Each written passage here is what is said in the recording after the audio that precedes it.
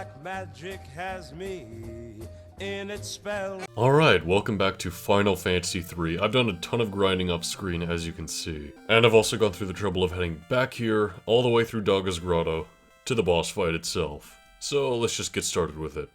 Alright, first things first, we're gonna do our best possible black magic, which we have plenty of uses of now. We have 5 uses of both Kiraja and Quake, which is kind of awesome. I'm also gonna go ahead and use Haste right out the gate on Spade.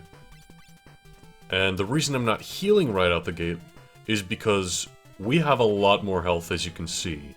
Like, this is gonna happen. No one's even limping at this point. Like, we are going to need health in just a moment, yes, but not right away.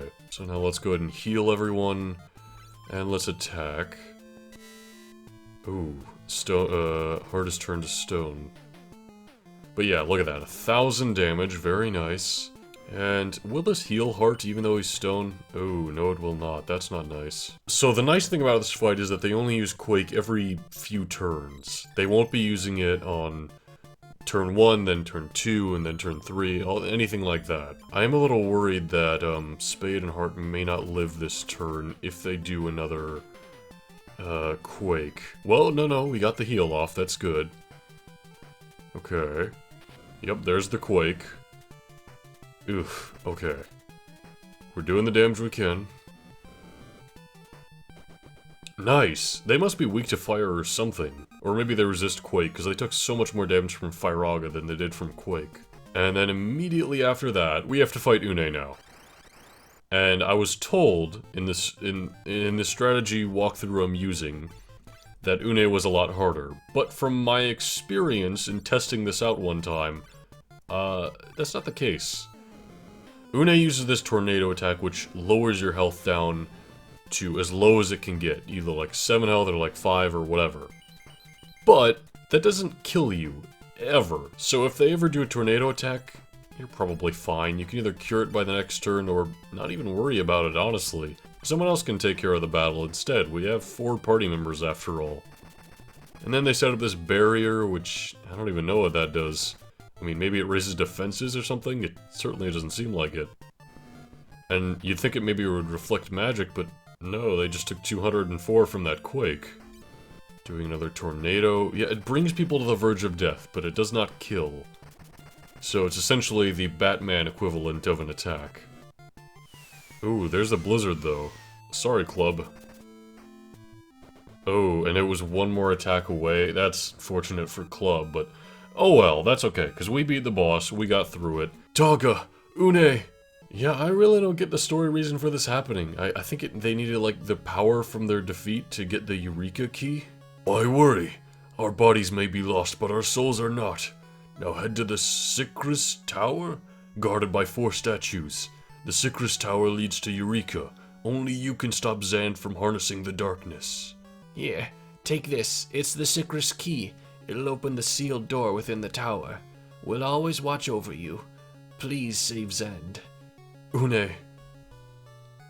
Alright, so they just got themselves killed, essentially. And we're all done in the grotto here, so let's just teleport out after bringing Club back.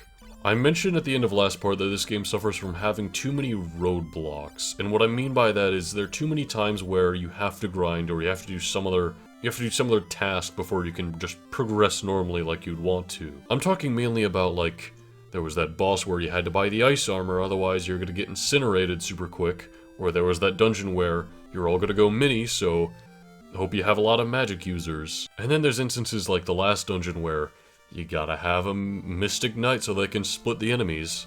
Granted, the Mystic Knight is also a really good class, so it doesn't hurt to have them at all anyway. First things first, we gotta go back and get our other ship, the Invincible. That's still just out where we left the Nautilus before.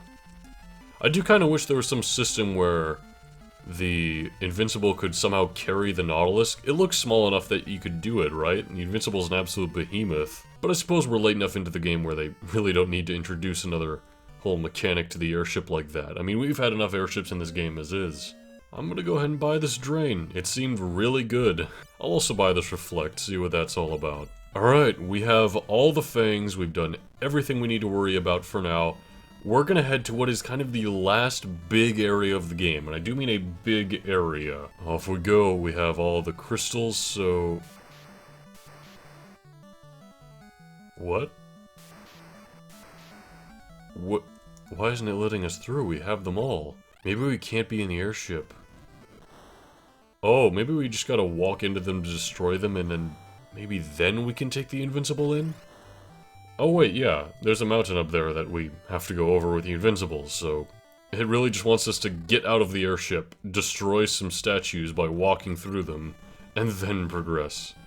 And here we have it. 2 absolutely massive areas, the big square shape surrounding this tower, and the crystal tower itself. Let's heal at the bed and then head inside. And heading inside, we're in the Ancient's Maze. The very first room we enter is the Earth Crystal. But something attacks. By Zan's orders, time to bury you in darkness. And so we face Titan, a color-swapped version of a boss we fought before. Alright, let's go. Ooh, that flare hurt. And we could have done better, huh? Maybe this guy's weak to magic? No, it's just looking to be another tough boss, eh? Alright. Look at that haste effect. Nice. And let's see how this drain go... Okay, for some reason drain was completely useless to us. I like that it's doing flare on completely different people each turn, that means nobody dies. Yet drain is just useless to us. How come when Jockey used it, it was the most broken thing ever? Critical hit that did less for some reason? Alright. There we go, nicely done, club. And so here, the final crystal, the Earth Crystal. Light warriors, Zand is abusing my power to engulf this world in darkness. I will lend you my power. You must defeat the Cloud of Darkness. And so we've received new jobs from the Earth Crystal. It seems way too late in the game for this to be happening, but just you wait. The Sycris Tower was made out of light. Zand is using the power to summon the Cloud of Darkness. Light warriors, find Zand in the Sycris Tower and stop him. So, what are these new jobs we have? We have the Bard, the Magus, the Summoner, and the Devout. The Summoner is just a better version of the Evoker. I'm pretty sure their spells don't mess up. Or maybe they're just better versions of the spells. What we want to do is change both Diamond and Heart's current class. Heart here is going to become a Magus, although in the actual list of jobs I have here, this is listed as a Warlock, which is one of my favorite classes in any fantasy genre. And Diamond is going to become a Devout. They are both just better versions of the Black Mage and the White Mage, and I think these should have been introduced sooner. Like, I get why the Summoner was introduced so late. I mean, the Evoker was a mid-game job, so the better version will go later, but for Diamond, we've been sticking to the White Mage since the very first crystal, just because there's been no better alternative. Anyway, these new classes are pretty great, so let's just equip some of our stuff back, and let's get this dungeon going, eh? And since it is a new job sprite, we'll have the kitty ears with the Devout. Look at that, Jaina, it's kitty ears. She's sleeping right now, I won't bother her. So like I showed you guys in the first part of Metroid 2 how I had the new chair here, and I started putting my towels here, and Jaina just loves it. Anyway, back to Final Fantasy 3. It's so neat seeing the new sprites for these characters of Heart and Diamond. And of course, none of these battles are really going to be that troublesome, seeing as how Club combined with Spade will pretty much deal with any of these enemies, well, instantly. Oh, never mind, they just punched Heart. Get this man, Club. There you go. Okay, it took 3 attacks this time, but maybe if we did some better magic with Heart instead of just punching. I'm not sure what the best weapons we could get for someone like Heart are. Hey, an elixir, that's really good. Oh my. I don't know how much that's a Thanatos, but that is certainly something.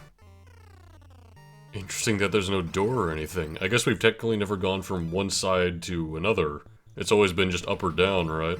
What is this Omni Rod we've picked up? Probably better than a standard old rune staff. Oh, it's not a weapon? What is it then? Oh no, it is a staff. We just can't use it with them. Maybe the Warlock can. Oh yeah. Okay, that attack increase was not that great, really. Oh man, King Behemoths. Those are some Remy Tim colors if I've ever seen them. It seems Heart's new weapon has some ability to slowly petrify or something, but I don't know. When I'm doing thousands of damage with Spade and Club, I'm not doing anything slowly now, am I? A Holy Lance, I don't think anybody can use that one, unfortunately. And Hell's Claw, I don't think anyone can use that either. Oh man. Out here, we are now in the in-between point of the Temple of the Ancients and the Crystal Tower.